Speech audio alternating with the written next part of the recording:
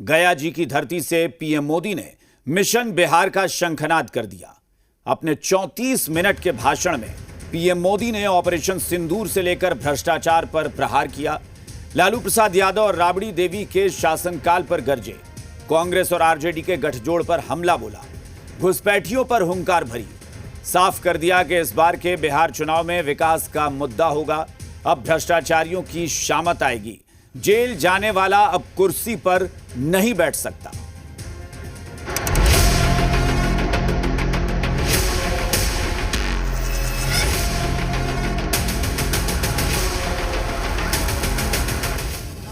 गया जी में पीएम नरेंद्र मोदी की ग्रैंड एंट्री खुली जीप से कुछ इस कदर हुई। खुली जीप में पीएम मोदी, एक ओर सीएम नीतीश तो दूसरी ओर डिप्टी सीएम सम्राट चौधरी और खचाखच कार्यकर्ताओं की भीड़। गया जी से पीएम मोदी ने बिहार को 13,000 करोड़ की योजनाओं की सौगात दी। अपने 34 मिनट के भाषण में पीएम मोदी ने भ्रष्टाचारियों पर प्रहार किया, बोले जेल जाने वाला कुर्सी पर नहीं बैठ सकता। कि सत्ता के भूखे लोग भ्रष्टाचार करेंगे और जेल जाने पर भी कुर्सी से चिपके रहेंगे, लेकिन अब भ्रष्टाचारी जेल भी जाएगा और उसकी कुर्सी भी जाएगी।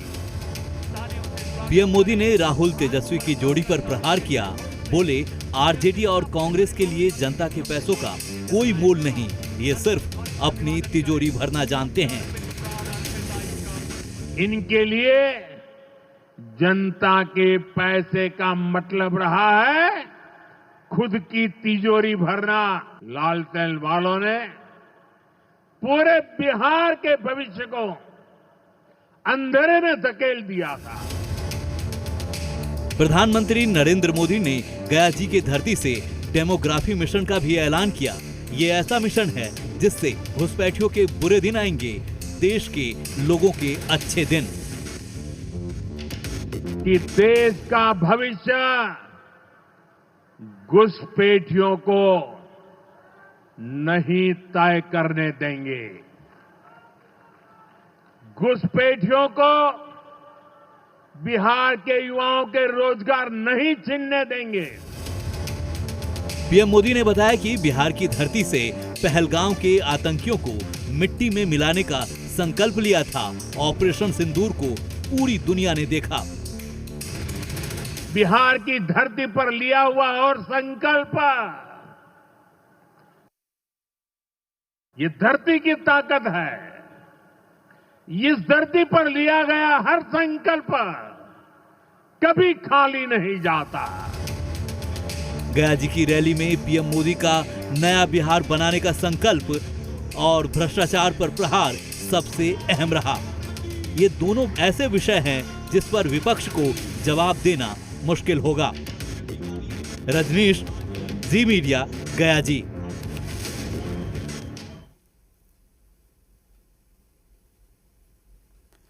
गया जी की रैली से प्रधानमंत्री नरेंद्र मोदी ने बिना नाम लिए राहुल गांधी, अरविंद केजरीवाल और लालू प्रसाद यादव पर हमला बोला। उन्होंने कहा कि सामान्य कर्मचारी अगर हिरासत में चला जाए तो 50 घंटे के भीतर वो स्वतः सस्पेंड हो जाता है और मंत्री, मुख्यमंत्री या प्रधानमंत्री या कोई नेता जेल से सत्ता का केंद्र बिंदु बने रहें, ये नहीं चलेगा। नेता हो, मंत्री हो, मुख्यमंत्री हो या प्रधानमंत्री, ये सबके लिए वही कानून होना चाहिए। कोई भी 30 दिन तक अगर जेल में रहता है तो उसकी कुर्सी चली जाएगी। इस पर बिहार में अब सियासत गर्मा गई है। बिहार की जनता, जनता के हितों के लिए कोई बात नहीं करते हैं। बिहार की जनता को विकास के आयाम से कैसे जोड़ा जाए, नौजवानों को नौकरी और रोजगार से कैसे जोड़ा जाए, इस पर बात नहीं करते हैं।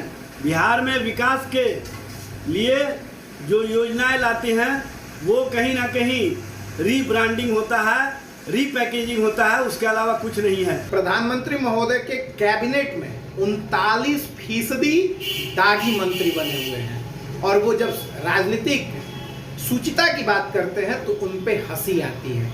और उन्हें समझना चाहिए कि बिहार में आकर ऐसी बातें कहने से उनका वोट नहीं बढ़ने वाला है और पूरी बिहार की जनता जागृत है और राजनीतिक रूप से सक्रिय है। लोकसभा से अगर जो है से कोई महीने दिन तक 30 दिन तक अगर जेल में रहता है तो स्वतः उसको अपने पद से जो है से हटना पड़ेगा।